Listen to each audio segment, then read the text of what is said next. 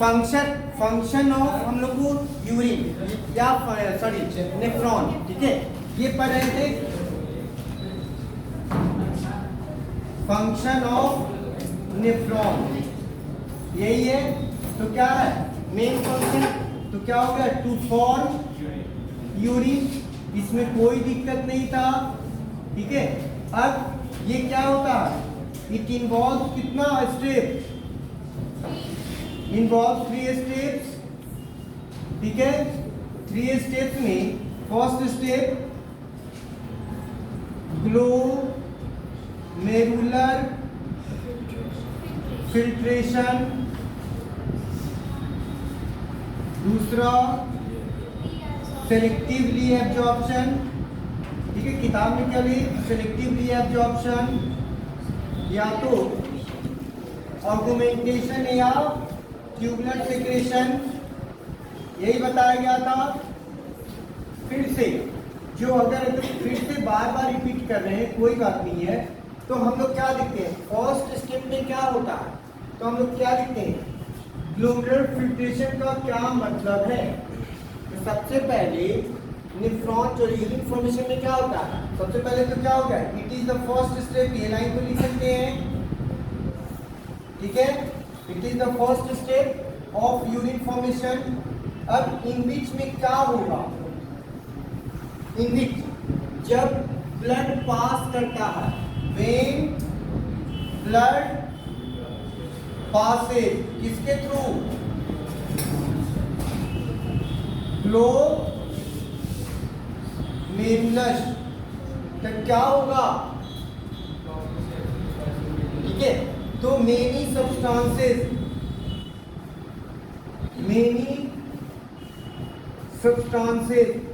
Like क्या क्या हो सकता है, ठीक है, amino acids, glucose, water, urea, ठीक है, गेट फिल्टर्ड आउट,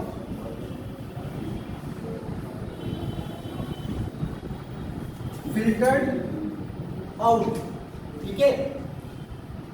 तो ये फिल्टर आउट हुआ ड्यू टू क्यों, due to increase in the pressure, और प्रेशर भी इंक्रीज किया था क्यों, अगर कोई तुमसे, हम लोग नहीं भी लिखे लेकिन कोई तुमसे पूछेगा तो बता, नैरो होता है because the diameter of glomerulus is, या फिर efferent arteriole is less than afferent arteriole, जिसके कारण से तो वो कम से कम इतना तो लिखेंगे ना, इसका रीजन आपको एक्सप्लेन करने के लिए कोई पूछेगा तो ये कह देंगे।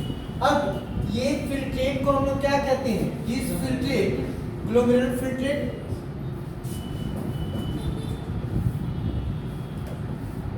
It's called glomerular filtrate.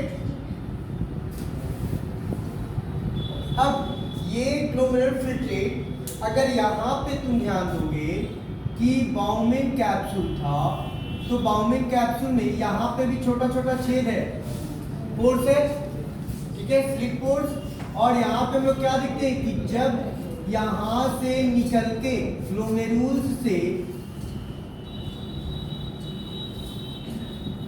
निकल के आया है, यहाँ जमा हुआ है और यहाँ पे जमा हुआ ये फिल्ट्रेट है। अब ये फिल्ट्रेट क्या होगा, it will pass into PCT, ठीक है, पीसीटी। अब हम लोग क्या देखते हैं, पीसीटी का जो एरिया है उसमें स्पेसिफिक सेल्स है, PCT is provided with specific sales, ठीक है। स्पेसिफिक सेल्स को क्या बोलते हैं, ठीक है, पोडोसाइट्स, मतलब यहाँ पे कुछ सेल्स है, तो सेकेंड स्टेप पे क्या होगा, चूंकि फिल्ट्रेट क्या लिखते हैं, फिल्ट्रेट में चूंकि हम लोग क्या देखते हैं, ये हमारे लिए इंपॉर्टेंट है, ये इंपॉर्टेंट है, ये इंपॉर्टेंट है, या दूसरे सोडियम आयन वगैरह इंपॉर्टेंट है, तो उसको हम लोग किसी भी हालत में बॉडी से बाहर नहीं जाने दे सकते हैं। तो इसका सॉल्यूशन क्या होता है? Second step. सेकेंड स्टेप तुम्हारा क्या है? Selective reabsorption. तो इसमें क्या होगा? तो सेलेक्टिव रीअब्जॉर्प्शन में क्या लिखेंगे? हाँ, तो वो एक्चुअली देखो, वो सेल जो है ना, ये एपिथेलियल सेल है, इसमें तुमको बिल्ली जैसा स्ट्रक्चर बना हुआ है। और बिल्ली का काम क्या है? एब्जॉर्प्शन। अब मान लेते हैं कि ये पीसीटी है और इसके बीच से हम लोग क्या देख रहे हैं? इसके बीच से फिल्ट्रेट जा रहा था, ये सब फिल्ट्रेट है, इस फिल्ट्रेट में वाटर वगैरह सब कुछ है। और याद रखिएगा कि आपको पहले बोले कि आप किताब में बनाते हैं तो पीसीटी के चारों ओर, हेनले लूप के चारों ओर या डीसीटी के चारों ओर एक ट्यूब लाइक स्ट्रक्चर है जिसको हम लोग क्या कहते हैं? पेरीट्यूबुल। याद है? तो मान लेते हैं यहाँ पे अगर हम लोग इसको ऐसे ही कर देते हैं, ये पेरीट्यूबुल है जिसमें क्या है? ब्लड है। अब क्या करेगा? ये वाला सेलेक्टिव रीअब्जॉर्प्शन कैसे होता है? मतलब ये जो सेल है पोडोसाइट विल क्या करेगा? एब्जॉर्ब क्या क्या? ग्लूकोज को ले लिया, अमीनो एसिड ले लिया, वाटर ले लिया। अब कहाँ पे आ गया? ये सेल में आ गया। अब इस सेल के कांटेक्ट में क्या है? पेरीट्यूबुल। इस सेल के सबसे पहले क्या हुआ है कि वेन हम लोग देख रहे हैं कि फिल्ट्रेट पासेस थ्रू किसके? पीसीटी। देन क्या कर रहा है? Specialised cells of PCT absorb the almost all the essential things from the filtrate and इसको डायरेक्ट किधर कर देता है? in the blood of peritubule। तो ब्लड में चला गया और ऑलमोस्ट मैक्सिमम चीज यहीं पे हो जाता है। रेस्ट अगर कहीं सेलेक्टिव रीअब्जॉर्प्शन होगा तो वो डिपेंड करता है आपका कंडीशन पे, क्या आपके बॉडी में वाटर की कमी है या नहीं है, इस बात पे डिपेंड होगा। तो एकदम बिल्कुल याद रखेंगे, जितना भी मैक्सिमम जो है रीअब्जॉर्प्शन कहाँ पे हो जा रहा है? ये अब इसमें से सब कुछ वाटर वगैरह सब कुछ कम हो गया। अब ये जो बचा इसमें मेनली यूरिया बचा, कुछ वाटर भी बचा, क्योंकि सारा वाटर तो होता नहीं है, प्यूरिक एसिड हुआ या दूसरे सब्सटेंस है।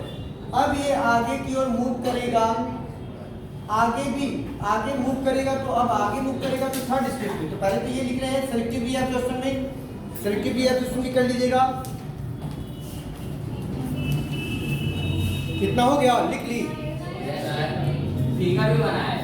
नहीं, फिगर नहीं बनाई, फिगर की किताब बना लीजिएगा। हाँ,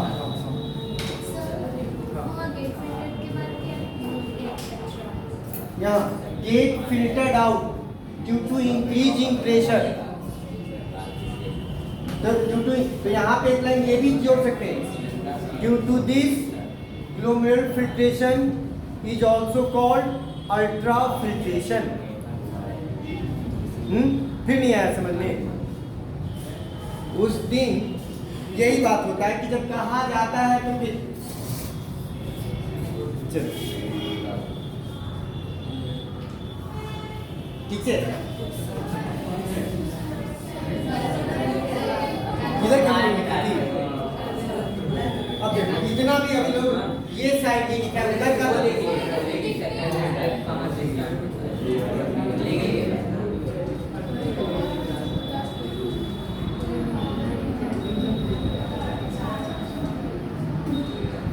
सबसे पहले किडनी का काम ये है, आपके बॉडी में जो नाइट्रोजनस वेस्ट बन गया जैसे कि यूरिया, उस यूरिया को शरीर से बाहर निकालना है।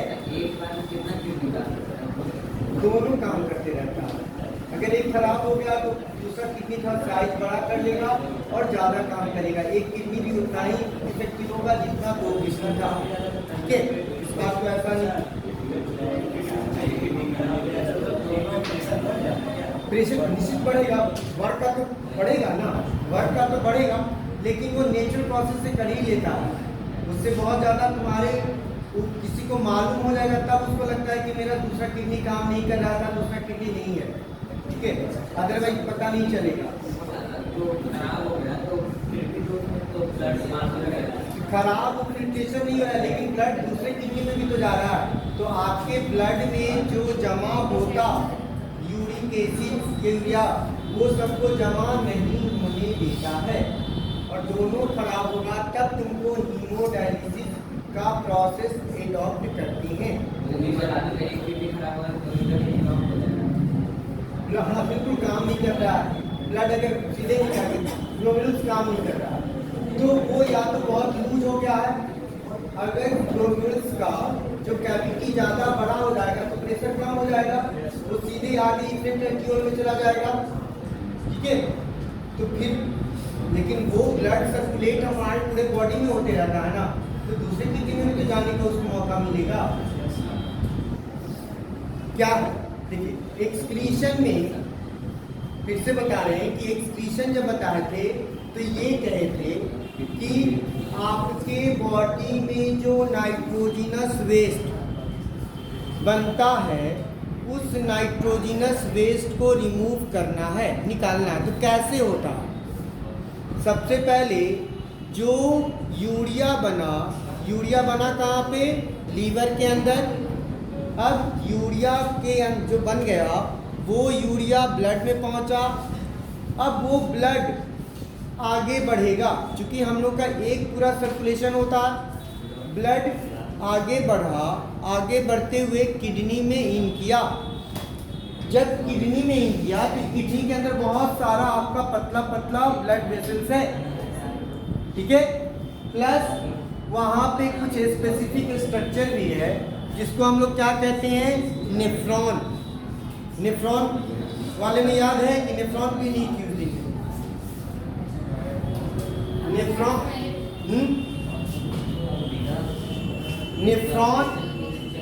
नेफ्रॉन में थी।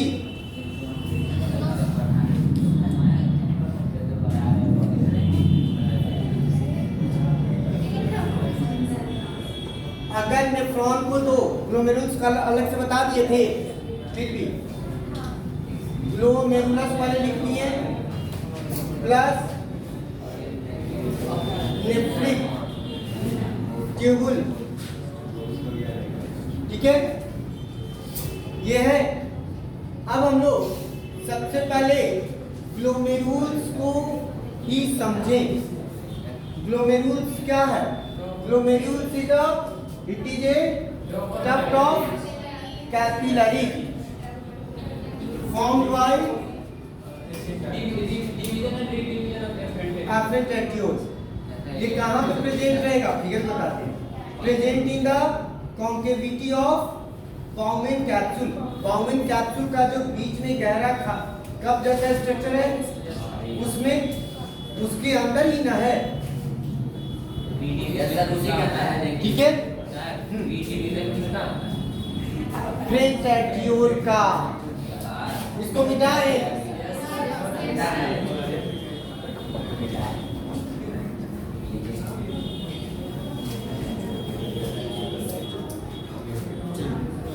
हम लोग सबसे पहले हम लोग ये मान लेते हैं एफरेंट रेटिक्यूल है। ये एफरेंट रेटिक्यूल आगे गया, आगे जाने के बाद ये बहुत सारे ब्रांचेस में डिवाइड हो गया।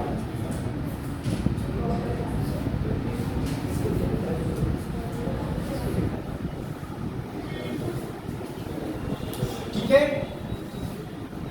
फिर ये आगे जाके रीयूनाइट किया।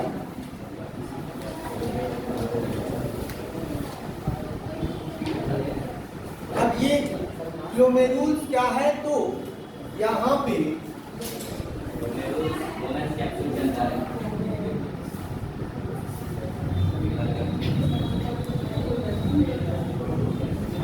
इतना हम लोग जो नेफ्रॉन के विषय में बता रहे थे, वो नेफ्रॉन के विषय में क्या बताएं कि नेफ्रॉन दो चीजों ग्लोमेरुल्स। तो सबसे पहले किडनी के अंदर किडनी के अंदर बहुत सारी संख्या में, लाखों लाख संख्या में हम लोग क्या देखते हैं, इस तरीके का स्ट्रक्चर पाया जाता है।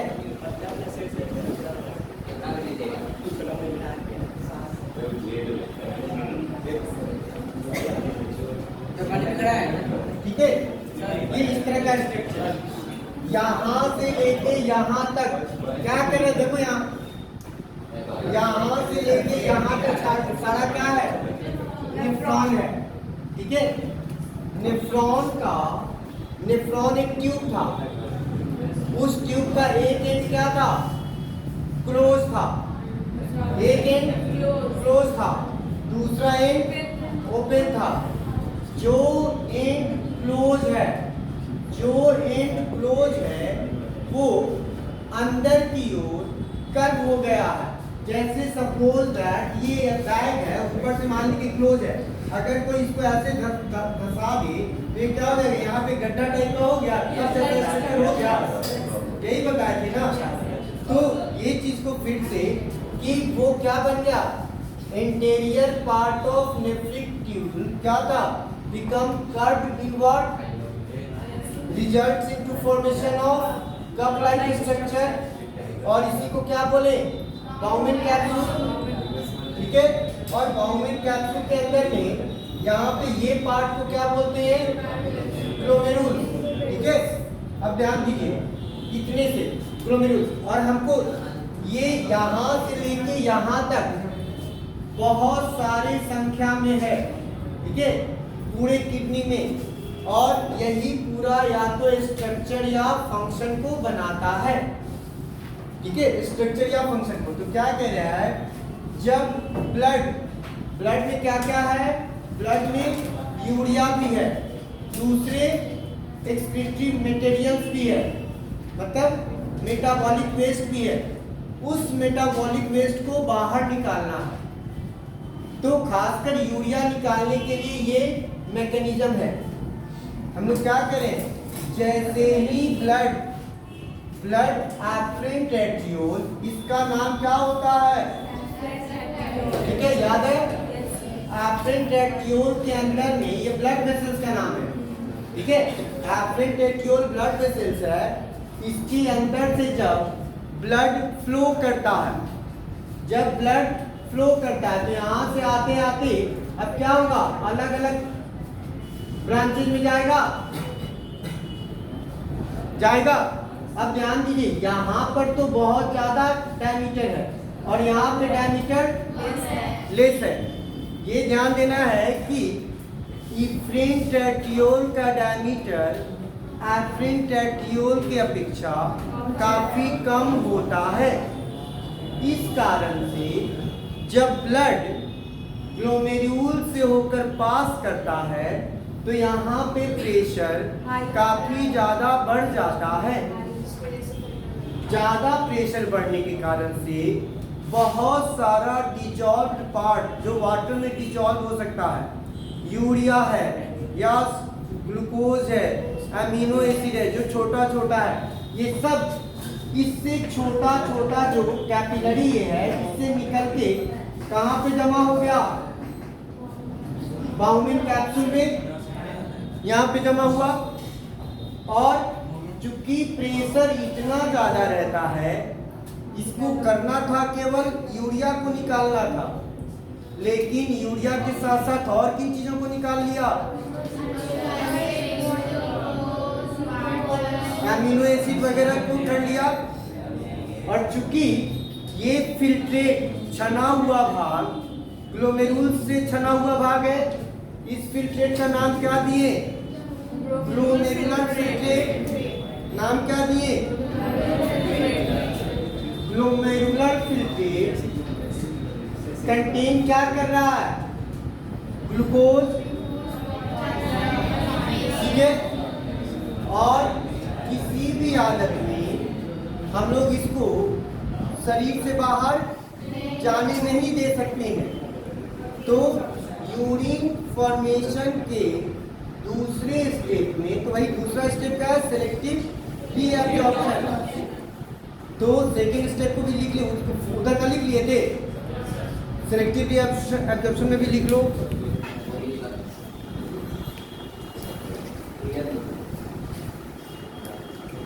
It is the second step, it is the second step in which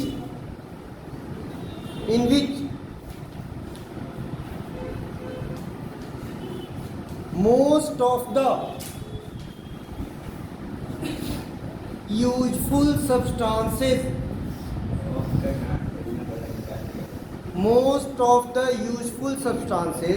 bracket में आप वाटर, ग्लूकोज, अमीनो एसिड ये सब लिख सकते हैं।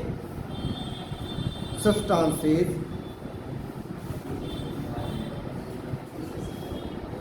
Most of the useful substances are absorbed by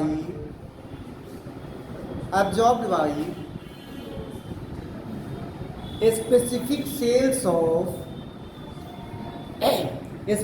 cells of PCT, मतलब प्रॉक्सिमल कॉन्वोल्यूटेड ट्यूबल्स। PCT भी लिखेंगे तो काम चल जाएगा, ठीक है। प्रॉक्सिमल कॉन्वोल्यूटेड ट्यूबल्स, ठीक है। स्पेशलाइज सेल्स है इसमें, और ये एब्जॉर्ब करके इसको कहाँ पे भेज देता है? पेरीट्यूबल्स में। इसमें लिख लेंगे आफ्टर एब्जॉर्बिंग। पीसीटी के बाद क्या होगा? नहीं, कुछ नहीं, इसके बाद फुल स्टॉप क्या लिखोगे? आफ्टर एब्जॉर्बिंग, इसी में सर। हाँ, एब्जॉर्बिंग these substances जो भी these substances move back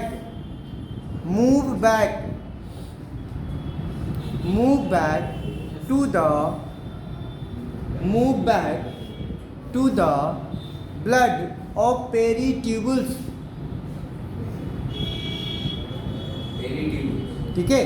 तो पेरीट्यूबल्स पहले ही बताएं, पेरीट्यूब PERITUBLE। तो पेरीट्यूबल्स इफ्रेंट रेक्टियोल को जब बताए थे पहली बार भी कि ये इफ्रेंट रेक्टियोल आने के बाद जो PCT वगैरह के चारों ओर रहता है लटका हुआ, ठीक है। वो किताब में भले ही नहीं दिया होगा, लेकिन उसको लिखना था, तो समझ में आ गया है। अब रेनल वेव फिर बाहर निकलेगा, आएगा, जैसे वहां पे दो ठो दिखाया है ना, किडनी के अंदर जाने के लिए। एक तो पहले मेन जा रहा है, उसके बाद डिवाइड कर रहा है। हाँ, किसका? अरे वेन किसको बोलते हैं? ब्लड वेसल को कहते हैं। ये सब तुम्हारा ब्लड वेसल से लास्ट में फिर क्या होगा? रीयूनाइट होके बाहर निकलेगा ना। बाहर निकलेगा तो फिर कहाँ पे जाएगा? हार्ट में। हार्ट के बाद लंग्स में जाएगा, होगा ना। तो ये प्रोसेस चलते रहेगा इस चीज को, ठीक है। तो यहाँ पे हो गया थर्ड स्टेप क्या था? Tubular secretion. यहाँ हाँ बोलो। अब कैसे होगा? तो एक तो डिफ्यूजन का प्रोसेस, डिफ्यूजन होता है और एक्टिव ट्रांसपोर्ट होता है, दोनों होता है। क्या होगा कि सबसे पहले यहाँ पे ध्यान दीजिए, इस सेल्स में अगर ज्यादा मात्रा में ग्लूकोज आ जाएगा, ठीक है, या वाटर आ गया, तो इसके बगल से जो जा रहा है ब्लड वेसल, जो कि पेरीट्यूबल्स है, इसमें कम है, तो ऑटोमेटिकली डिफ्यूजन के प्रोसेस से हो जाएगा। क्योंकि एनिमल का प्रत्येक सेल सेमी परमेबल होता है, सेलेक्टिवली परमेबल होता है, तो ये बड़ी आसानी से यहाँ पे चला आएगा, ठीक है। अब समझे? और दूसरी बात कि एक्टिव ट्रांसपोर्ट भी होता है। एक्टिव ट्रांसपोर्ट भी, क्योंकि बहुत सारा ऐसा चीज है जो ब्लड में ऑलरेडी है और उस कंपैरिजन में इस सेल में कम है। मान ली कि अमीनो एसिड की बात कर ले रहे हैं, ये सेल में अमीनो एसिड तो एब्जॉर्ब करके आ गया, लेकिन अगर यहाँ पे ये मान ले कि इस ब्लड में अमीनो एसिड पहले ही से ज्यादा है, खासकर in comparison to this cell, ऐसी स्थिति में यहाँ पे ये सेल क्या करता है?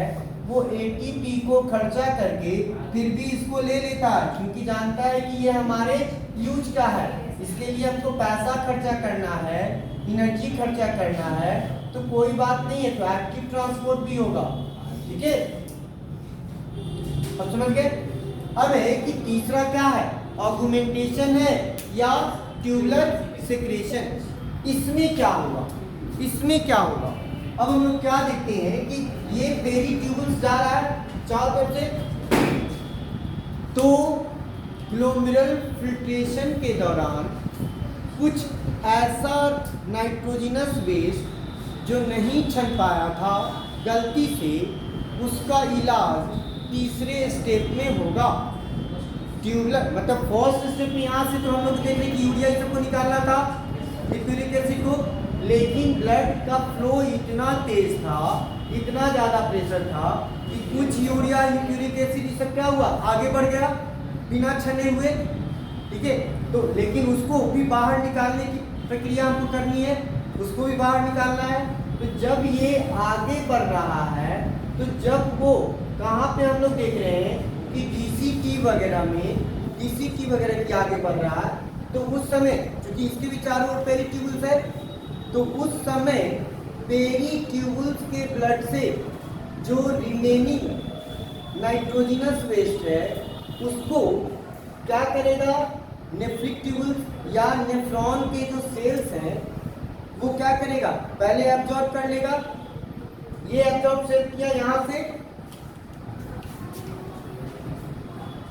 एब्जॉर्ब करके इस सेल में आ गया, और फिर सेल में आने के बाद उसको किसमें पोर कर देगा, इसके बीच में जो खाली जगह है उसमें इसमें डाल देगा, और इसके बाद ये कहाँ पे जाएगा, कलेक्टिंग डक्ट में। कलेक्टिंग डक्ट के बाद आपको यूरिनरी ब्लैडर में तो यूरिन का फॉर्मेशन हो जाएगा। तो थर्ड स्टेप लिखेंगे, थर्ड स्टेप ट्यूबुलर सेक्रेशन या augmentation. Tubular secretion TU, augmentation AUG।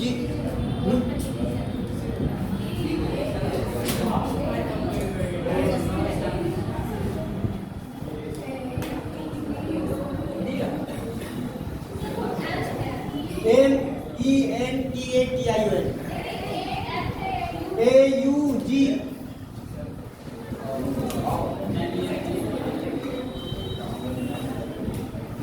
ठीक है, in this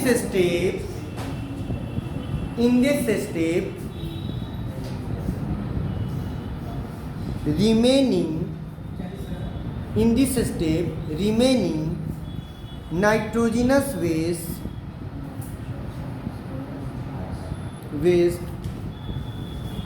are taken out by the renal tubules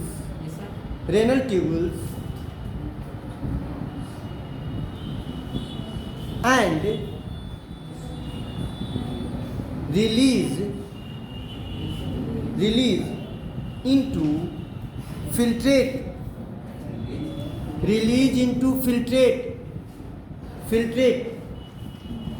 अब फिल्ट्रेट में आ गया, तो अब ये क्या कहा जाएगा, now this is called urine. ध्यान क्या रखना है कि एक दिन में 180 लीटर फिल्ट्रेशन होता है, 180 लीटर ब्लड का, लेकिन उसमें से 99 जो है वो परसेंट जो है वो फिर से सेलेक्ट रीएब्जॉर्ब करके ब्लड में ही पहुंच जाता है। ठीक है, इसीलिए यूरिन जो एक दिन में डिस्चार्ज किया जाता है वो 1.5 लीटर के लगभग, आपको 1.5 लीटर या उससे कुछ ज़्यादा, लेकिन ये भी डिपेंड करता है आप कितना पानी पीते हैं, आपके बॉडी में क्या है, इन सारी चीज़ों पे। लेकिन फिर भी आप ये मान के चलते हैं कि जो एवरेज के तौर पे 1.5 litre is urine is discharge by us, हम लोग के द्वारा किया जाता है। जबकि फिल्ट्रेट अगर पूरा बना था तो 180 लीटर, ठीक है, तो इसका मतलब 99 पॉइंट से ज़्यादा परसेंट को तो सेलेक्ट कर लिया गया था। ठीक है, अब है कि अगर मान लेते हैं कि किडनी अगर सही से काम नहीं करे, किडनी सही से काम नहीं करे तो आपके ब्लड में नाइट्रोजनस वेस्ट क्या होगा, बढ़ जाएगा, और वो टॉक्सिसिटी के कारण आपका डेथ भी हो जाएगा। तो क्या इसका कोई उपाय है या नहीं है? तो है। तो हीमोडायलिसिस या डायलिसिस कहते हैं। मतलब आपका ये एक एनसीईआरटी में टॉपिक ही है। ठीक है, एनसीईआरटी साइड बुक में भी दिया होगा, साइड बुक में भी दिया होगा। पानी पी रहा है? जाओ।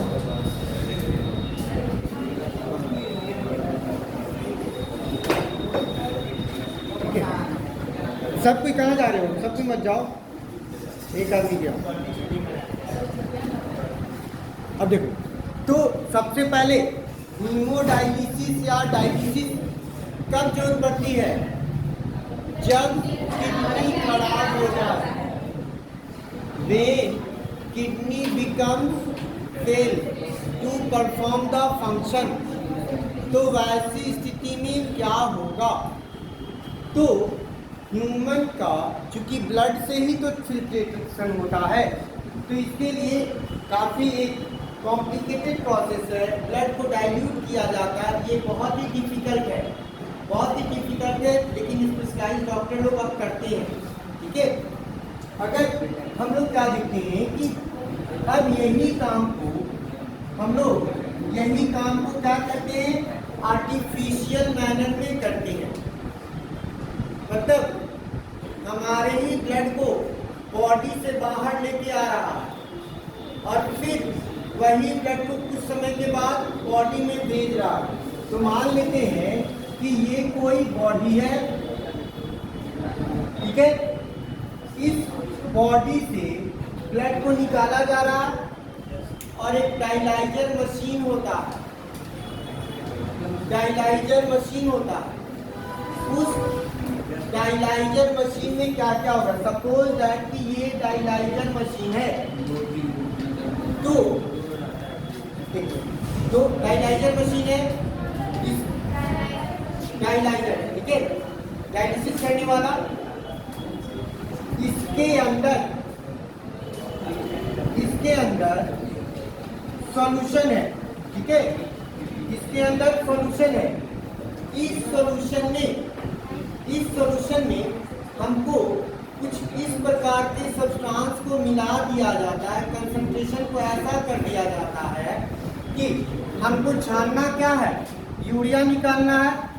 तो अगर मान लेते हैं कि ये ट्यूबुलर स्ट्रक्चर जो है, आई थिंक कि सेलोफेन या कुछ इस तरह का कुछ जो प्लास्टिक है उसका बना रहता है, नाम भी दिया होगा कहीं सेलोफेन वगैरह करके, प्लास्टिक का नाम नहीं दिया है। ठीक है, क्या यहाँ पे जो प्लास्टिक, ध्यान दो, यहाँ पर जो प्लास्टिक दिया हुआ है उस प्लास्टिक को कंपेयर अगर ग्लोमेरुल से करें, अगर उस प्लास्टिक को कंपेयर ग्लोमेरुल से करें तो बहुत हद तक मिलता जुलता है।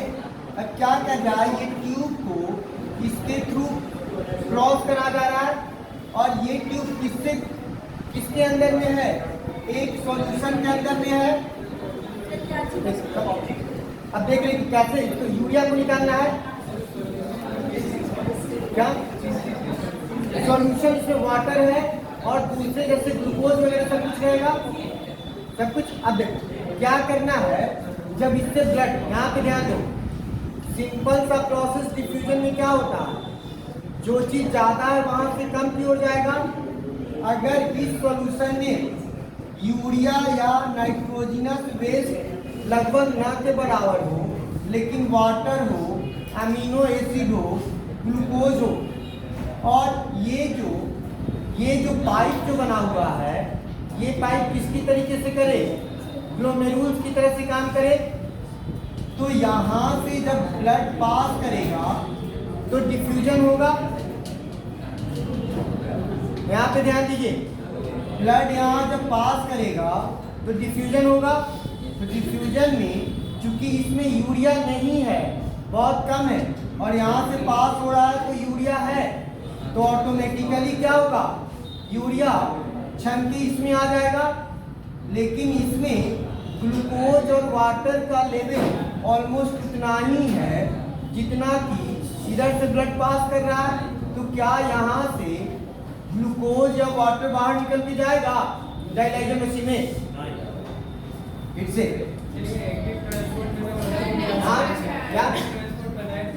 तो एक्टिव यहाँ पे हमारा ये तो आर्टिफिशियल मैनर में कर रहे हैं, आर्टिफिशियल मैनर में कर रहे हैं ना।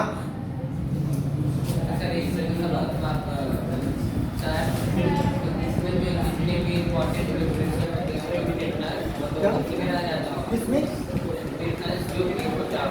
क्या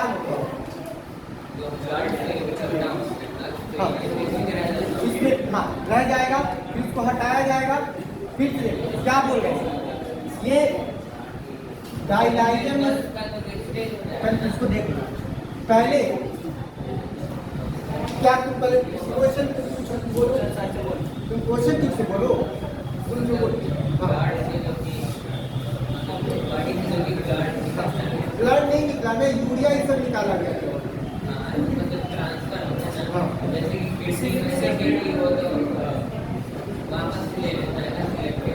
हाँ, तो यहाँ पे सिलेक्टिव रीअब्जॉर्प्शन का जरूरत नहीं पड़ रहा है, ठीक है।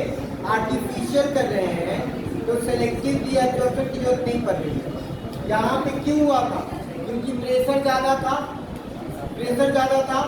यहाँ पे आर्टिफिशियल वाला जो बनाया गया है, तो यहाँ पे ये इस तरीके से बनाया गया है कि इससे केवल उन्हीं चीज़ों को निकाला जाए जो निकालना है। तो एक्चुअली यहाँ पे पूरा डिफ्यूजन के प्रोसेस को ध्यान में रखता है। इसके अंदर ग्लूकोज है, वाटर है, और ये नॉर्मल आपका ग्लोमेरुल्स का ट्यूब नहीं है, ये एक प्लास्टिक के लिए है जिसको इसी तरह से बनाया गया है, permeable to urea, permeable to urea बना दिया गया। अब इससे और ये जो सॉल्यूशन है, उस सॉल्यूशन में यूरिया का मात्रा क्या है, ज़्यादा है, उसमें यूरिया का मात्रा इसमें ज़्यादा है, सॉरी इसमें कम है, इसमें कम है और इसमें कम है, और ब्लड में ज़्यादा है, इसमें ऑलमोस्ट नील है। और इस ट्यूब को कैसा बनाया गया है, परमिएबल टू यूरिया, चूंकि ये आर्टिफिशियल ट्यूब है, प्लास्टिक का ट्यूब है।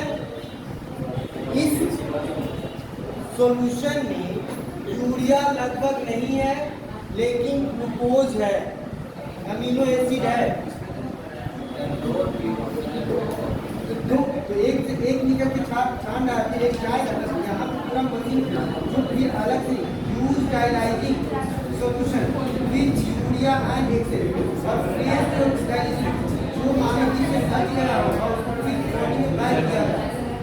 ये चीज निकाल के एक करने के बाद यहाँ से पूरा जो पीला हुआ देख रहा था इसी में निकाल आएगी।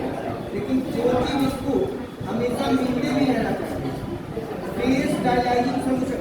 मान ली कि इसमें से तो क्या कह रहा है, तुमको वहाँ पे नहीं क्या समझ में आया, हम समझ गए तुमको क्या नहीं समझ आया।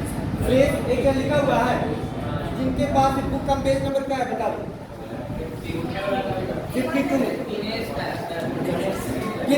देखो उसको क्या प्रॉब्लम हो रहा है, ध्यान दो। क्या क्या हाँ, यहाँ पे क्या करें, सबसे पहले कि इसमें यूरिया है, पहले इस सॉल्यूशन में क्या पढ़ाएंगे तुम लोग का, अपने और तुम ही लोग का सबसे ज्यादा रहेगा रिपोर्ट।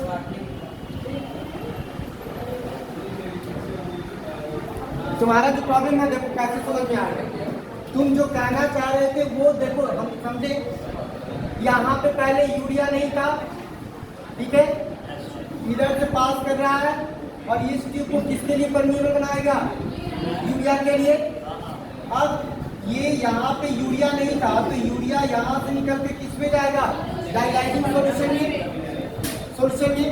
अब डाइलाइजिंग सॉल्यूशन में लगातार यूरिया पहुँचते रहेगा तो यूरिया का कंसंट्रेशन बढ़ जाएगा। ऐसी स्थिति में इसी सॉल्यूशन को लगातार यूज करेंगे तो अब तो यूरिया फिर इसमें जाने पहुँचने लगेगा। तो इसको यहाँ से जो अलग किए, लेकिन अब इसमें इस सॉल्यूशन में फ्रेश डाइलाइजिंग सॉल्यूशन रखे ताकि इसमें यूरिया का लेवल हमेशा कम बना रहे, समझे। इसलिए दो रखा हाँ, एक इससे क्योंकि इसका कंसंट्रेशन लगातार बढ़ रहा था, यूरिया निकलेगा तो डाइलाइजिंग सॉल्यूशन में कंसंट्रेशन बढ़ा, ठीक है। अब लगातार बढ़ते रहेगा तो ऐसी स्थिति में ध्यान दो, वैसी स्थिति में क्या यहाँ से जब यहाँ पे यूरिया का लेवल ज़्यादा हो जाएगा तो क्या यहाँ से यूरिया निकल के बाहर आएगा, उसी में हो जाएगा। तो इसके लिए क्या होगा, इसको यहाँ से अलग हटा लिया जाए इस सॉल्यूशन को और इसके जगह पे एक फ्रेश सॉल्यूशन रखा जाए ताकि यहाँ पे हमेशा इसके अंदर में कम यूरिया वाला सॉल्यूशन है ताकि जब भी इधर से ब्लड क्रॉस करे तो यूरिया निकल के आए और इसके बाद जो ब्लड को फिर बॉडी में पास कर दिया जाएगा। हाँ, ठीक है। तो इस तरीके से होगा। तो सब इसमें तुमको लिखना नहीं, भले इतना पढ़ ले, इतना जानने का मतलब लिखने का तुमको क्या होगा, हीमोडायलिसिस में कि सबसे पहले कि हीमोडायलिसिस क्यों किया जाता है। तो condition when kidney unable to perform the function. Then अब मान ली कि बॉडी फूलने लगा या कुछ कोई ना कोई तो सिम्टम्स आएगा तो हम लोग को सिम्टम्स आता, अब तो सिम्टम्स आता है तो डॉक्टर को दिखाएं कि क्यों माथा दर्द हो रहा है, क्यों बॉडी फूल रहा, कुछ भी बॉडी का फूलना वगैरह, ठीक है आपका, या फिर आपका ब्लड वगैरह, कोई भी चीज़, बहुत सारा टॉक्सिक सब्सटेंसेस कोई भी। तो इस तरह का सिम्टम्स कहने का मतलब ये होता है जो आपका रेगुलर कोई चीज़ नहीं है, वो ये केवल बताता है कि कुछ गलती है, बीमारी क्या है वो नहीं, क्या गलती है वो बता दिया जाएगा। जब वो गलती तब फिर आप डॉक्टर के पास विजिट करेंगे तो हो सकता है कि वो टेस्ट करे और टेस्ट करने के बाद वो बताएगा कि भाई आपके साथ ये प्रॉब्लम है। हम लोग अपने से केवल ये कर सकते हैं, हो सकता है ये हो सकता है ये हो, लेकिन उसका तब तक नहीं होगा जब तक कि कोई पैथोलॉजिकल रिपोर्ट नहीं आए, ठीक है। अभी भी तुमको यूरिन फॉर्मेशन में दिक्कत नहीं, जिसको दिक्कत है बोले। रीतिका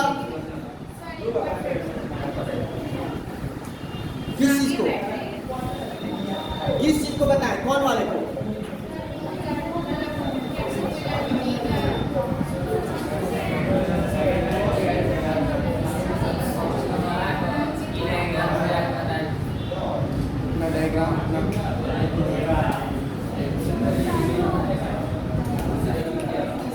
पहले तो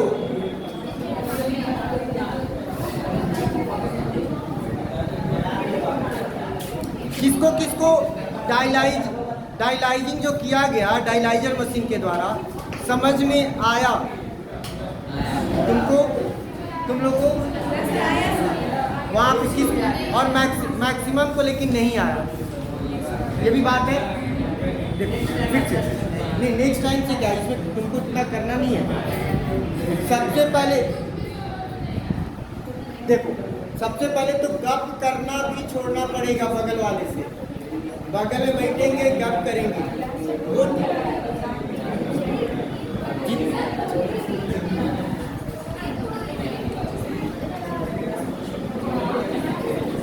यहाँ पे ये क्या कह रहे हैं, यहाँ से ब्लड निकल के जा रहा है, इसके सॉल्यूशन में जो था उस सॉल्यूशन में पहले कोई भी यूरिया नहीं है।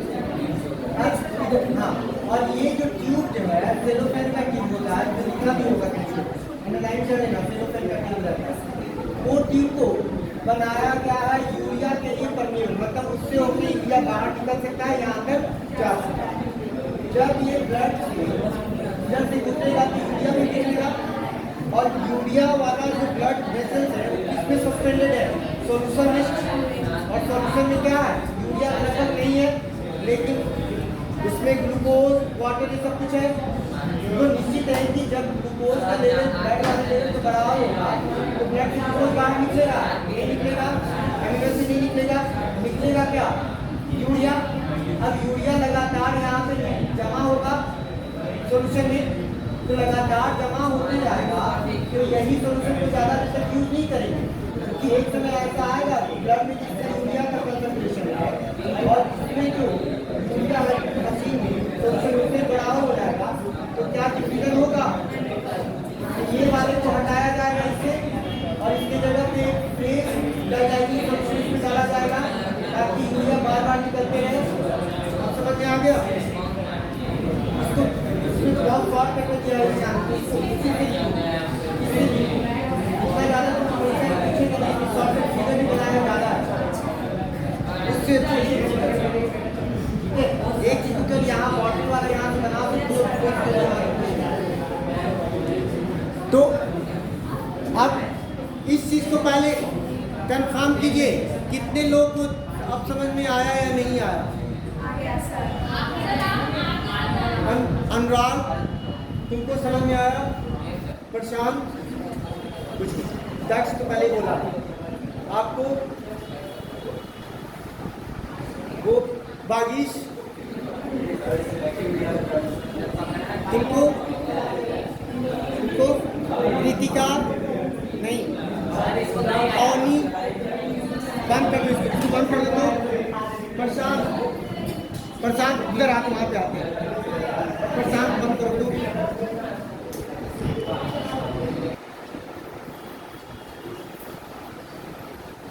एसिड बेस एंड सॉल्ट चल रहा है हम लोग का, जिसमें हम लोग types of salt, acidic nature का सॉल्ट, न्यूट्रल नेचर का सॉल्ट या बेसिक नेचर का सॉल्ट, टाइप्स ऑफ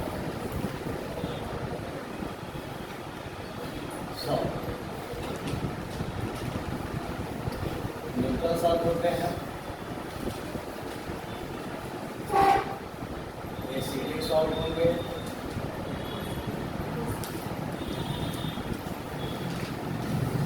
नेचर के हिसाब से या प्रॉपर्टीज के हिसाब से हम लोग देखें। वैसे तो types of salt single salt का है, डबल सॉल्ट का है, कॉम्प्लेक्स सॉल्ट का है, लेकिन यहाँ पे हम लोग टाइप्स ऑफ सॉल्ट का स्टडी कर रहे हैं किसके आधार पे? जो प्रॉपर्टीज है सॉल्ट का, जो प्रॉपर्टीज होगा या नेचर होगा उसके आधार पे। क्या प्रॉपर्टीज? नेचर, न्यूट्रल सॉल्ट भी हो सकते हैं, एसिडिक सॉल्ट भी हो सकते हैं, और तीसरा बेसिक सॉल्ट भी हो सकता है। एक पॉइंट आपका जो association and dissociation of molecules into opposite ions, ये जो आपको बताया गया था, ये हम एक बार और इसको रिवाइज करें, क्लियर? तो न्यूट्रल सॉल्ट हो गया। न्यूट्रल सॉल्ट कैसे बना? Strong acid plus strong base, तो न्यूट्रल सॉल्ट बनेंगे प्लस वाटर। दूसरा weak acid weak base, neutral salt बनेंगे प्लस वाटर। ये कंसेप्ट हम लोगों ने क्लियर है।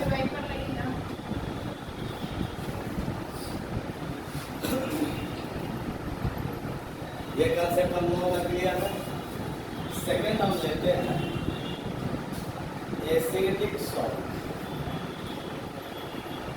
एसिडिक सॉल्ट जो बनेंगे, पॉइंट ए, स्ट्रॉन्ग एसिड होनी चाहिए प्लस वीक बेस होंगे, एसिडिक सॉल्ट बनेंगे, साथ ही साथ वाटर बनेगा। अब देखिए एसिडिक सॉल्ट कौन कौन से, स्ट्रॉन्ग एसिड, स्ट्रॉन्ग बेस, मान लेते हैं CaOH का होता है, ये कैसा बेस है?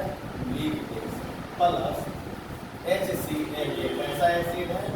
Strong acid. हमें नहीं मालूम कि ये क्या बनेगा, दोनों जब कंबाइन किए तो किस तरह का साल्ट बनाया हमें नहीं मालूम, लेकिन इतना तो मालूम है कि हम इसको एनालाइज कर दे, रुक ना जाओ भाई, भागने जाओ क्या, पहले स्टडी तो करो। लेकिन हमें इतना पता है कि हम इसको एनालाइज कर सकते। OH के ऊपर कौन सा माइनस चार्ज होता है? तो OH ग्रुप कितना है इसमें? 2 है ना, तो 2OH के ऊपर माइनस चार्ज, तो माइनस चार्ज कितने हो गए? तो मॉलिक्यूल जो होता है वो न्यूट्रल होता है, उसके पास जितने माइनस चार्ज होंगे उतने ही उसके पास प्लस चार्ज होंगे। यानी कैल्शियम कितना चार्ज कैरी करेगा? वैसे ही वैलेंसी कैल्शियम का कितना होता है? अब आप HCl को भी इलेक्ट्रिकली डिसोसिएट कर देते हैं तो H प्लस अब ये दोनों अपोजिट आयन जुड़ेंगे तो सेम मॉलिक्यूल बना देंगे ना, ऐसा रिएक्शन नहीं होगा। इसका और इस मॉलिक्यूल का अपोजिट आयन जो है वो आपस में इंटरैक्शन करेंगे। लेकिन ध्यान देंगे यहाँ प्लस चार्ज और माइनस चार्ज कितने अमाउंट में, और यहाँ प्लस चार्ज और माइनस चार्ज कितने अमाउंट में। पहले चार्ज को बैलेंस कर दीजिए। चार्ज को बैलेंस करने के लिए इसको कितना डिजिट से मल्टीप्लाई कीजिए? 2 से यहाँ मल्टीप्लाई कर दिए, 2H प्लस और 2Cl माइनस। अब ये Ca प्लस किधर इंटरैक्ट होंगे? Cl माइनस के तरफ जब इंटरैक्ट होंगे तो Ca कितना एटम है? कहाँ को है? चार्ज है, एटम तो एक ही आता है। अगर हम यहाँ 2 कर देंगे तब ना कोई एटम होंगे। ये चार्ज 2 है, चार्ज से कोई लेना देना नहीं है क्योंकि चार्ज अब आपने पहले बैलेंस कर दिया। तो फॉर्मूला बनाएंगे आप। फॉर्मूला बनाने के लिए कैल्शियम कितने एटम आ रहे हैं, क्लोरीन कितने एटम आ रहे हैं, तो फिर फॉर्मूला क्या बनेगा? और ये 2H और 2H माइनस मिल करके H प्लस 2H माइनस मिल करके वाटर बना। तो कितना मॉलिक्यूल वाटर बनेगा वो डिपेंड करेगा अमाउंट ऑफ ऑक्सीजन के ऊपर। ऑक्सीजन कितने अमाउंट, तो दैट मीन्स यहाँ पर क्या बनेगा? तो क्या बना? CaCl2 plus H2O। तो यहाँ पे वीक बेस स्ट्रॉन्ग एसिड, तो अब इनका कैरेक्टर क्या हो जाएगा? एसिडिक सॉल्ट हो जाएगा, एसिडिक सॉल्ट। अब इसको क्या कीजिए आप, इसका घोल बना लीजिए, ब्लू लिटमस पेपर के ऊपर डालिए। इसके कारण से, एसिड के कारण से, एसिडिक नेचर के कारण से ब्लू लिटमस पेपर का कलर कैसा हो जाएगा? रेड। यानी कि इसका नेचर है साल्ट है, लेकिन इस साल्ट का नेचर क्या हो जाएगा? Acidic salt. तो दिक्कत होगा। अगर मान लेते हैं MgOH का whole twice plus HNO3, this is weak base strong acid. कैसे बनेगा, कैसे टूटेगा? पहले एनालाइज कर दीजिए आप इसको। मैग्नीशियम का वैसे वैलेंसी +2 होता है, मान लेते हैं मैग्नीशियम का वैलेंसी हमें नहीं मालूम है, लेकिन OH हाइड्रोक्सी ग्रुप को तो जान रहे हैं। OH के ऊपर क्या चार्ज होता है? कितना OH ग्रुप है? तो 2 OH माइनस आयन अलग हो गए। दैट मीन्स मैग्नीशियम के ऊपर क्या चार्ज हो गया? +2 चार्ज। और ये स्ट्रॉन्ग एसिड है, ये जब टूटे तो H प्लस और NO3 के ऊपर क्या चार्ज हो जाएगा? यहाँ भी दोनों तरफ चार्ज वेरी कर रहे हैं। चार्ज को बैलेंस कर दीजिए। इधर भी चार्ज 2 होना चाहिए, इधर भी 2 है। तो 2 करने के लिए क्या करेंगे आप? इसको मल्टीप्लाई कर देंगे कितने डिजिट से? 2 डिजिट से। तो 2H प्लस और 2NO3 माइनस हो गया। अब Mg किधर मूव कर जाएगा? तो Mg कितने एटम है? चार्ज 2 है, चार्ज -2। तो दोनों चार्ज सेम हो रहे हैं ना, अपोजिट चार्ज। जब अपोजिट चार्ज सेम होंगे तो मॉलिक्यूल किस टाइप का बनेगा? न्यूट्रल टाइप का मॉलिक्यूल बनेगा। तो ये क्या बना? MgNO3 का होल ट्वाइस बना, और ये दोनों जब इधर मिक्स हुए तो 2H2O बना। तो यहाँ पर क्या बने? MgNO3 का होल ट्वाइस प्लस 2H2O। तो अब ये कैसा साल्ट हो जाएगा? स्ट्रॉन्ग एसिड है, तो दैट कैसा साल्ट होगा? Acidic salt. क्लियर। अब एक हम तुमको आइडिया बता देंगे कि कंपाउंड को देख करके कैसे तुम आइडेंटिफाई कर लोगे कि ये स्ट्रॉन्ग एसिडिक सॉल्ट है, बेसिक सॉल्ट है या न्यूट्रल सॉल्ट। ये एक तरीका है, ये हम आपको बताएंगे आगे। पहले और भी इसका एग्जाम्पल देखिए। हम एक लेते हैं AlOH का 1 price. This is weak base. Clear. अब हम क्या किए, इसको हम सल्फ्यूरिक एसिड के साथ रिएक्शन कराएं। तो सल्फ्यूरिक एसिड कैसा एसिड हो गया? Strong acid. क्या बना हमें नहीं पता। आयोनाइज करने का तरीका देख लीजिए, सिस्टम देख लीजिए, उसी तरह का है। कितने OH माइनस आयन निकलेंगे? 3 है, तो 3 OH माइनस आयन एलिमिनेट कर गए, तो Al के ऊपर तो ऐसे ही वैलेंसी एल्युमिनियम का 3 होता है। अब आ जाते हैं सल्फ्यूरिक एसिड को आप डिसोसिएट कीजिएगा तो कैसे कैसे टूटेगा? H2 नहीं कहेंगे तो अटैच हो गया 2H plus and SO4 minus. अब देखिए दोनों तरफ चार्ज वेरी कर रहे हैं। एक तरफ चार्ज +3 आ रहा है, अपोजिट चार्ज +3 आ रहा है, दूसरे तरफ अपोजिट चार्ज +2 आ रहा है या -2। देख रहे हैं +3 -3 +2 -2। दोनों तरफ का हमको बैलेंस करना पड़ जाएगा। इतने डिजिट से दोनों तरफ मल्टीप्लाई करो कि इक्वल अमाउंट चार्ज जो है इक्वल अमाउंट में हो जाए। हाँ, अगर इधर 2 से कर देते हैं तो ये 2 हो गया, तो 3 गुना 6 प्लस 4। अब OH कितने हो जाएंगे? 6 हो जाएंगे, तो 6 OH माइनस आयन भी हो गए। अब इधर हम कितना से मल्टीप्लाई कर देंगे? इन्फिनी से, तो 3 गुना 6 हाइड्रोजन हो गए, यानी 6 प्लस 4 हो गया और 3 सल्फेट आयन अलग हो गए। क्लियर? खड़ा हो जाओ। क्या फॉर्मूला बनेगा?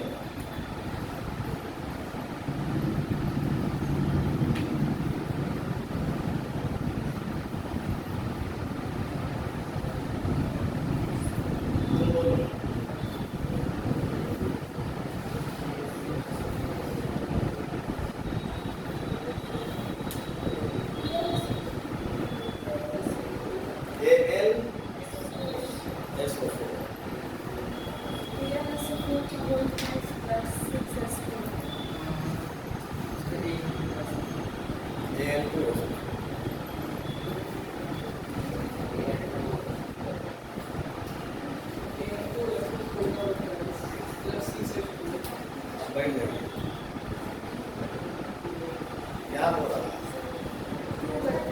ये वो क्या रहा है? पहले आप ये बताइए।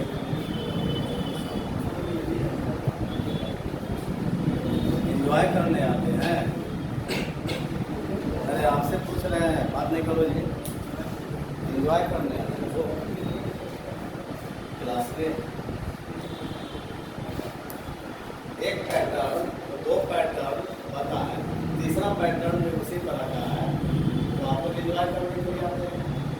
खाली हाँ में हाँ मिलाने के लिए yes sir yes sir yes sir question खुल दिया, वो बात नहीं। बैठ जाइए। हारमोनियम कितना है? खड़ा हो जाए। हारमोनियम कितना है? तो क्या वो हारमोनियम है? सल्फेट क्या है? इसका फॉर्मूला क्या है?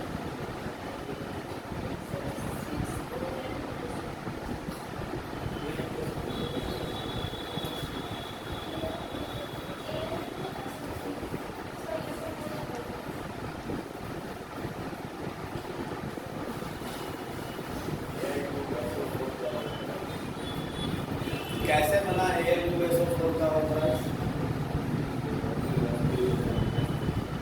बना कैसे Al2SO4 का ऑर्डर? हार्मोनियम क्या है? सल्फेट क्या है? इसी कारण से ना बना Al2SO4 का ऑर्डर। बैठ जाइए, अपना लेवल दिखाना। बैठ जाइए। हार्मोनियम कितने हैं और सल्फेट कितने आ रहे हैं? तो ये जब इंटरैक्ट होंगे दोनों एक दूसरे के साथ, तो अल्युमिनियम के बगल में 2 लिख दीजिए।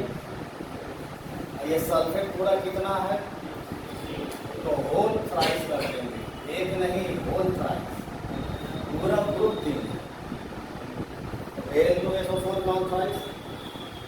अब ये दोनों मिले तो वो कितने हैं, जितने ऑक्सीजन होंगे उतने वाटर बनेगा।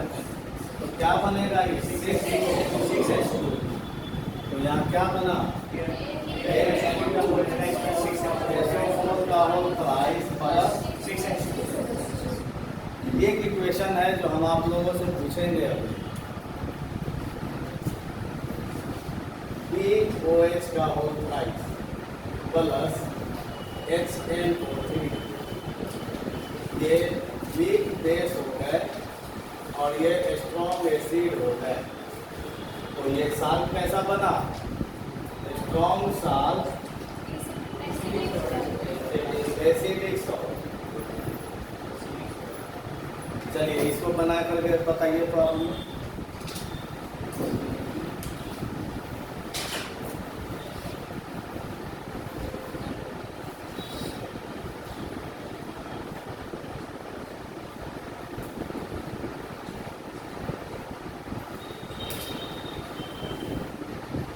और देखिए क्वेश्चन,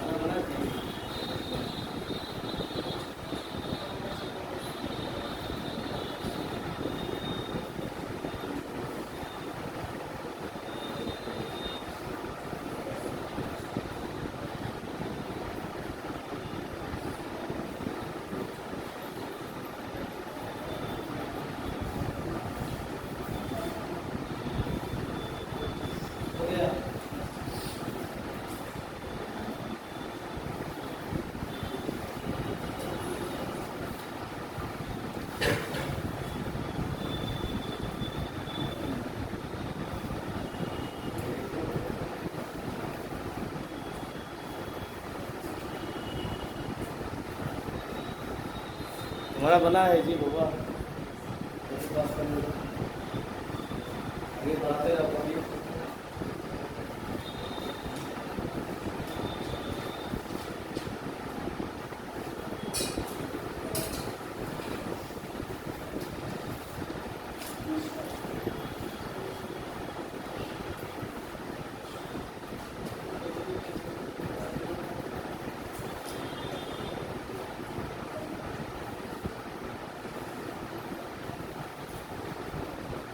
ये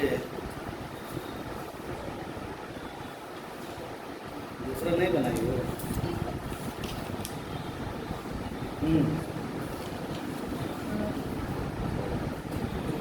ठीक है।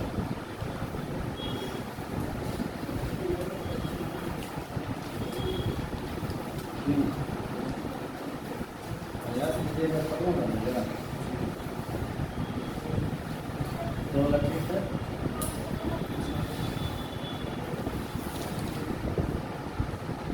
ठीक।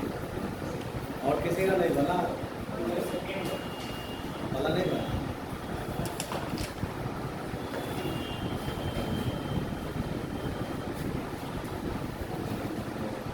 सेकंड वाला तो ठीक है, पहला वाला तुम्हारा गड़बड़ हो गया है। देखो कैसे बनेगा तुम लोगों का जी।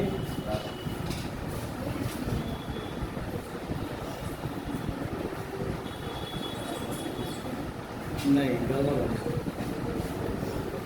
देखिए अब देखिए इधर देखिए,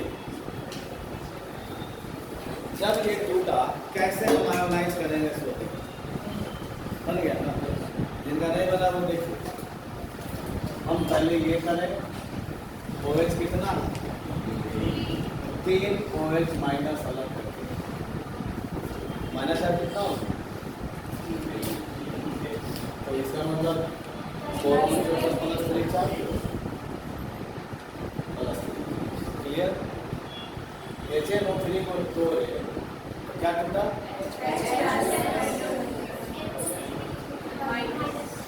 तो आपको तो पहले बताया गया था। सबसे पहले आपको क्या करना, चार्ज को बैलेंस करना।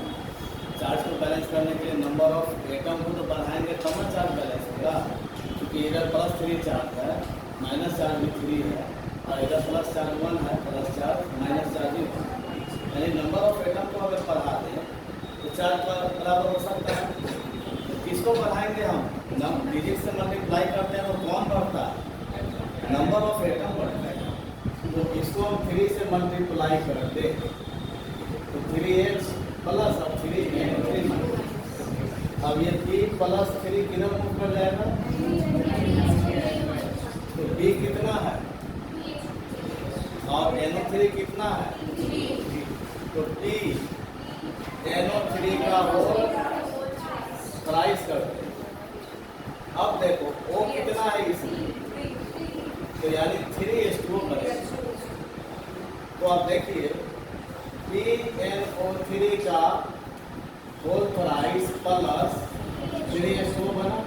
इक्वेशन को बैलेंस करने की जरूरत आपको फिर दोबारा नहीं रहेगी। जब ही आपने चार्ज को बैलेंस कर दिया तो नंबर ऑफ एटम को बढ़ाए तब ना चार्ज बैलेंस हो गया। तो आप देखिए यहाँ B1 आ रहा है, ऑक्सीजन 3 और 3 Bi 9, कितना हो गया 12, 3 Bi 9 और 3 12 आ रहा है। हाइड्रोजन 3 और 3 6 आ रहा है, 3 दूना 6 हाइड्रोजन आ रहे हैं। नाइट्रोजन 3 आ रहा है। इक्वेशन आपका बैलेंस हो गया था। यानी चार्ज को जो ही आप बैलेंस कर लेंगे आपका इक्वेशन क्या हो जाएगा, बैलेंस हो जाएगा। फिर से इसको देखिए कैसे टूट रहा है, इसको बताइए कैसे टूटा।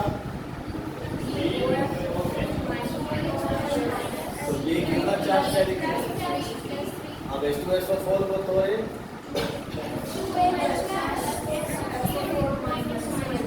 तो दोनों तरफ चार्ज डिफरेंस आ रहा है, पॉजिटिव और नेगेटिव।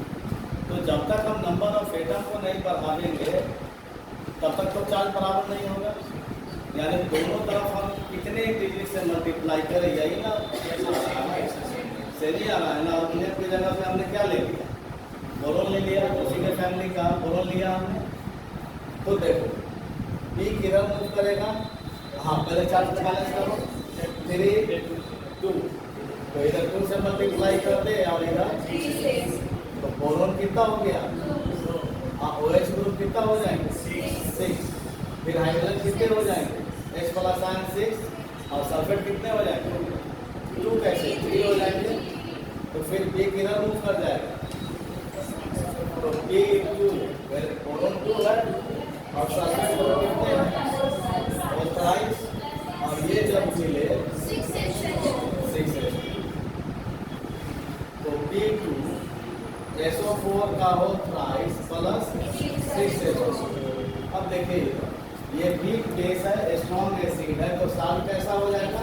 Acid salt. ये वीक बेस है, स्ट्रॉन्ग एसिड है, साल्ट कैसा हो जाएगा? Acid salt. और ये आपको इम्पोर्टेंट है, प्रैक्टिस करना। प्रैक्टिस नहीं कीजिएगा तो क्वेश्चन फिर आपको गड़बड़ा जाएगा। पूछ देगा कि न्यूट्रल साल्ट बनाने के लिए किसके साथ किस तरह का एसिड और किस तरह के बेस को हम कंजुगेट करते हैं। न्यूट्रल साल्ट बना या एसिडिक साल्ट बना, किस तरह के बेस और किस तरह के एसिड को हम कंजुगेट किए। एसिडिक साल्ट बना, उसका 2 एग्जाम्पल दीजिए। तो एग्जाम्पल आप इस तरह का जब आप जानिएगा नहीं तब तक आप कैसे एग्जाम्पल दीजिए। तो ये तो आपका जानना जरूरी है कि strong base, week base, strong acid, weak acid कौन कौन से हैं और वो आयोनाइज कैसे करें, तब ना तो इसको पूरा कर पाइएगा। पहले इसको उतार लीजिए, 1-2 कंसेप्ट उतार लीजिए, फिर हम देंगे प्रैक्टिस करने के लिए इसमें से।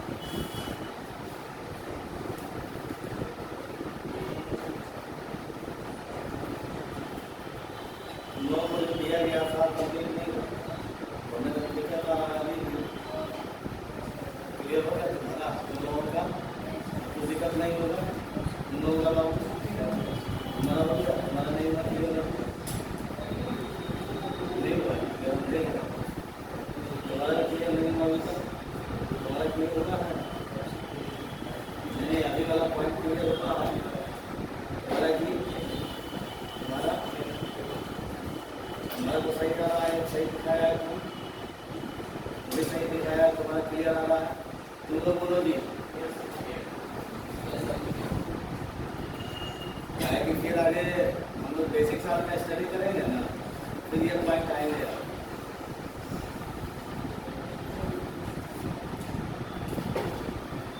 क्या कर रहा बता दीजिए।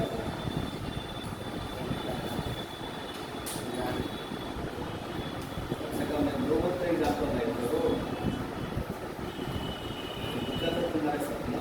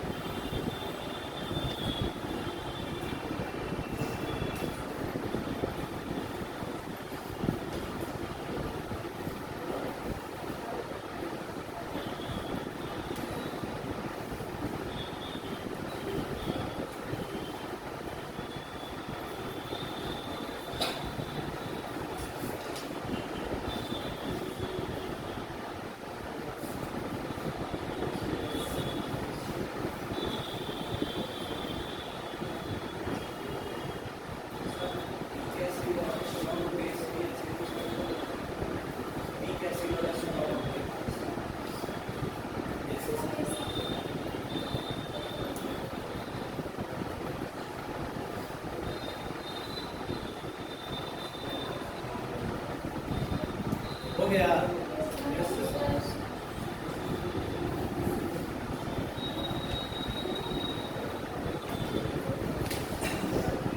अब लास्ट हम लोग देखो बेसिक साथ में भी इसी तरह का हम लोग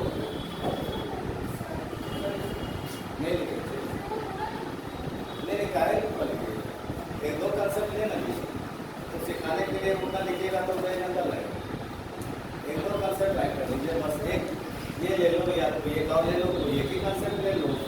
जब सीख गए तो आप 10 तरह का लिखने से क्या उसको मिटा देना। इतना लिखोगे तो आधा घंटा लग जाएगा।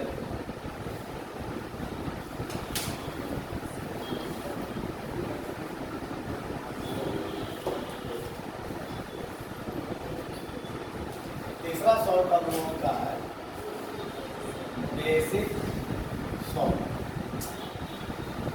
बेसिक सॉल्ट जो बने हुए हैं strong base plus weak acid जब मिलेंगे बेसिक सॉल्ट बनेंगे, साथ ही साथ वाटर बनेगा। देखिए वीक एसिड ग्रुप में HNO2 वीक एसिड है, H2SO3 वीक एसिड है,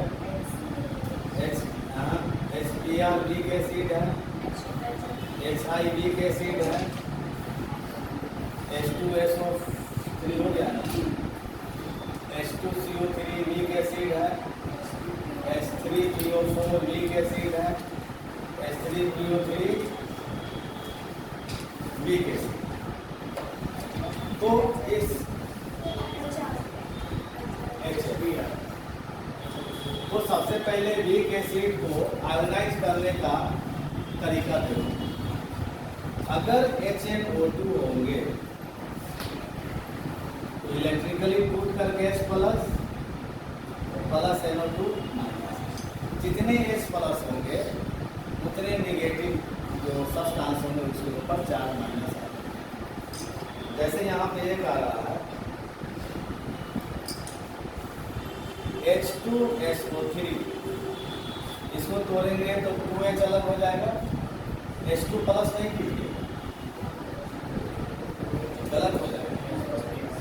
क्या करेंगे हम 2H प्लस करते,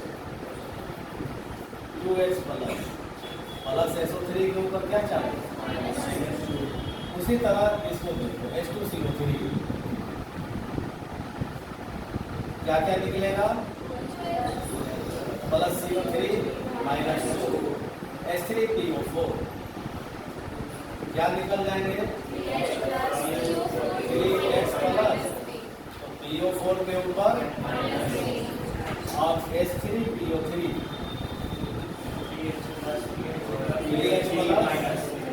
प्लस PO3 कितना तो समझ रहे हैं, ये सब तो समझ रहे हैं कि HBr H प्लस Br, उसी तरह माइनस प्लस माइनस प्रॉब्लम है। अब वीक बेस कौन कौन से, सॉरी स्ट्रॉन्ग बेस KOH और NaOH।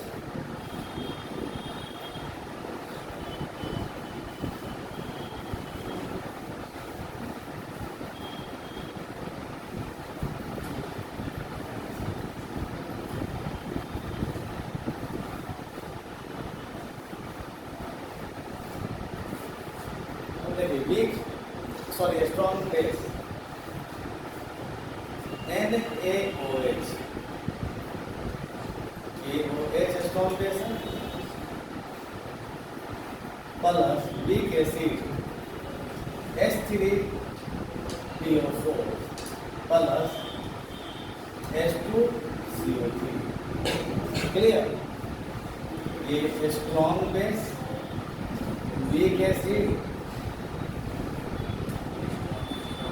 Strong base and weak acid दोनों जब मिले तो क्या होगा, इसको एनालाइज कर सकते हैं हम लोग। Na के ऊपर क्या चार्ज हो जाएगा, OH के ऊपर H3PO4 किस में टूटे,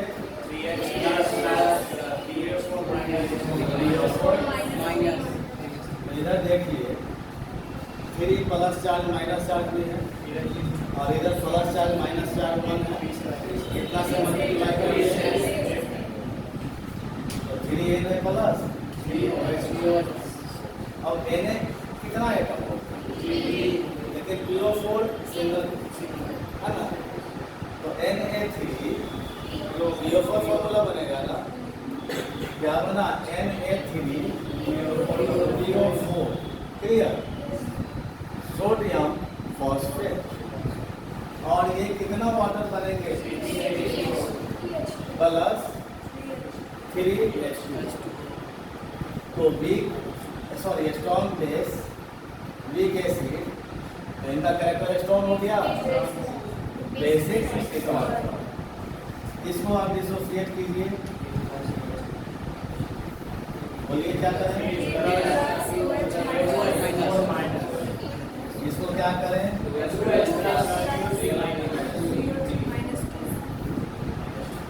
-2। अब क्या करें,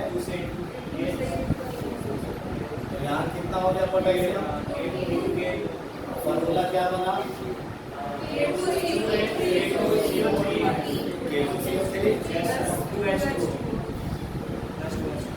प्लस 2H2। साल कैसा बना, कोई दिक्कत होगा इसको ऑर्गेनाइजेशन में? बहुत सारे मॉलिक्यूल को आपको कुछ आइडिया देते हैं कंपाउंड को देख करके कि कैसे आप समझेंगे। कोई कंपाउंड दे दिया, जैसे कि आपको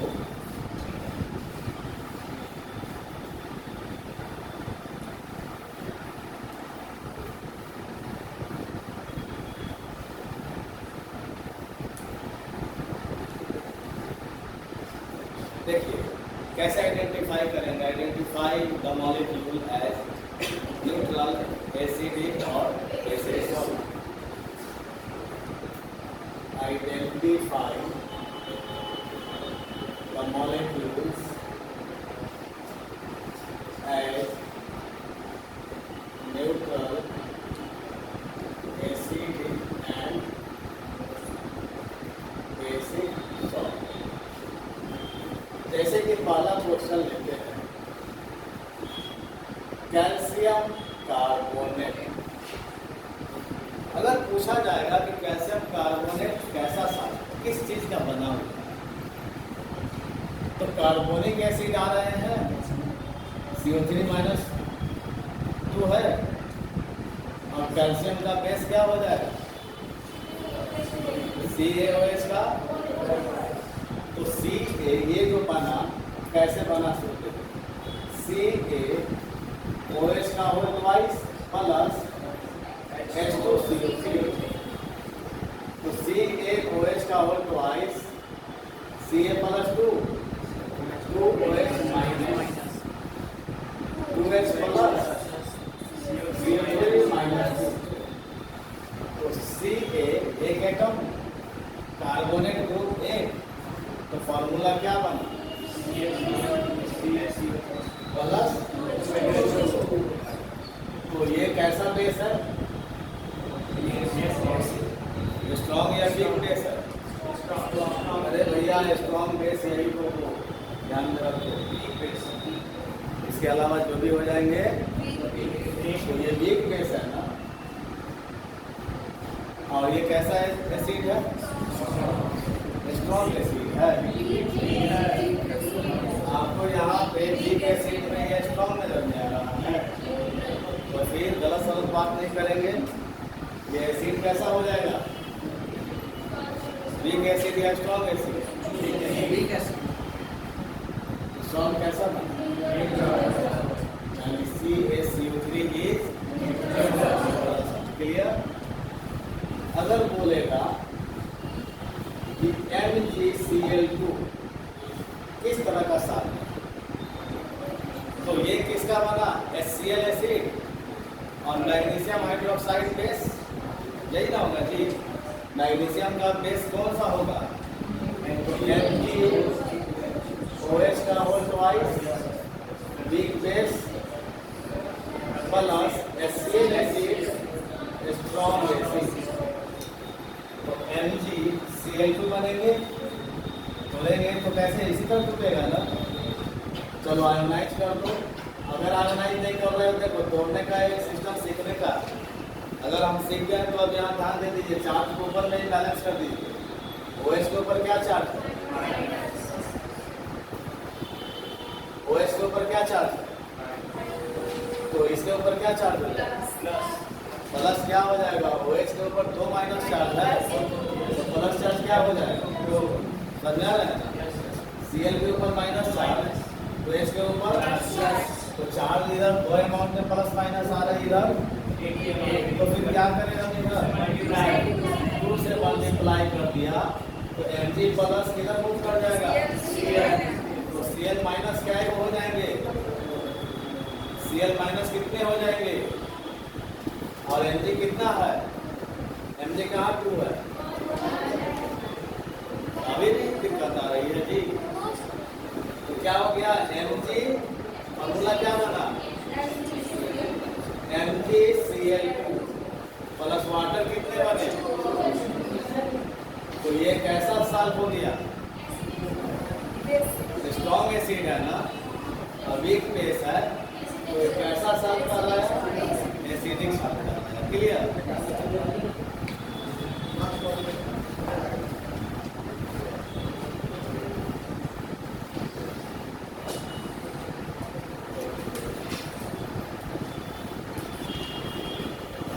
अब इधर ध्यान देंगे, NaNO3 कैसा सॉल्व, तो Na का बेस क्या हो जाएगा,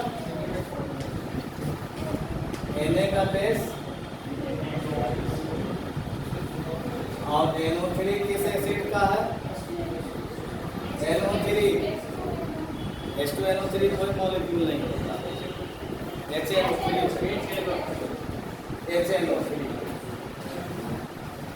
तो ये कैसा बेस है, और ये एसिड कैसा है, सॉल्व कैसा बनेगा,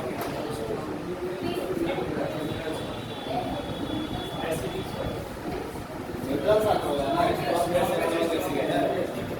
समझ आ रही है। अगर रहेगा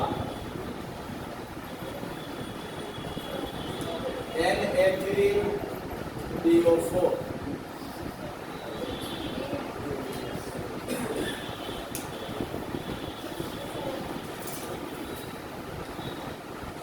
ध्यान दीजिएगा, Na3PO4 कैसा सॉल्व है,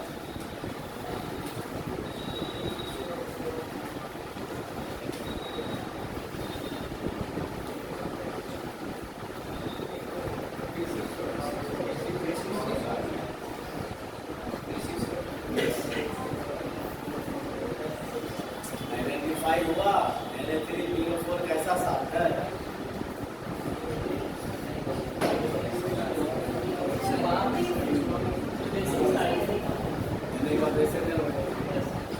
PO4 H3PO, इतना मैं आइडेंटिफाई नहीं कर पा रहा।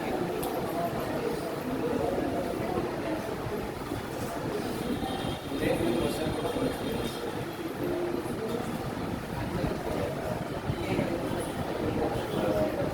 अरे वो क्या कर रही है, उसको रखो तो अंदर, सारा रखो अंदर, चलो इसका आंसर वो किस तरह का सॉल्व,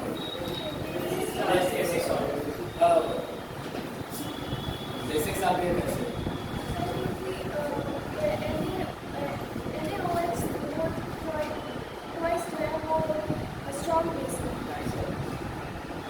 NaOH का होल ट्वाइस कोई फार्मूला होता है,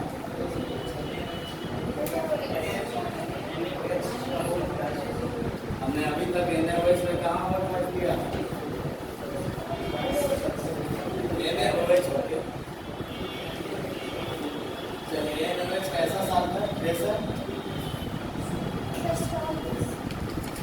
और PO4 किसका लिया, लीक, क्या फार्मूला हो, तो प्लस H3PO4, कैसा एसिड है, तो साल्ट जो करेंगे वो कैसा साल्ट है,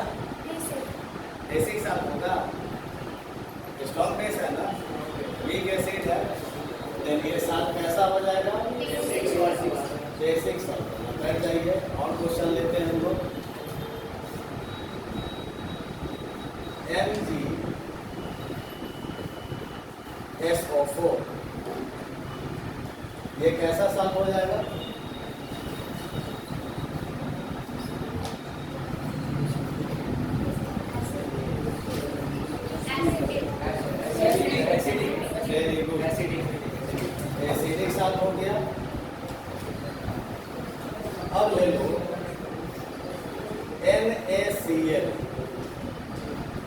कैसा sulphate? Strong base is neutral salt. लिखा थोड़ा समझने में, लिख के आराम से हो जाएगा। इसका ले लो NaOH, इसका HCl ले लो, इसका ले लो MgOH का twice, इसका H2SO4 ले लो, इसका ले लो NaOH, H3PO4 ले लो। तो देख करके भी तो हम आइडेंटिफाई कर सकते हैं। इसको पहले राइट कर लीजिए। एग्जाम्पल में एक क्या चीज? नहीं, अगर ऊपर वाला जो बोलते ना, ये सब समझ रहे हो, आइडेंटिफाई कर सकते हो। छोड़ दो, क्वेश्चन देंगे उसमें तो प्रैक्टिस कर लेंगे। क्वेश्चन अभी देंगे ना, उसमें प्रैक्टिस करना। समझ गए हो तो ठीक है, जो नहीं समझे वो राइट कर लो, रिवाइज कर लेना।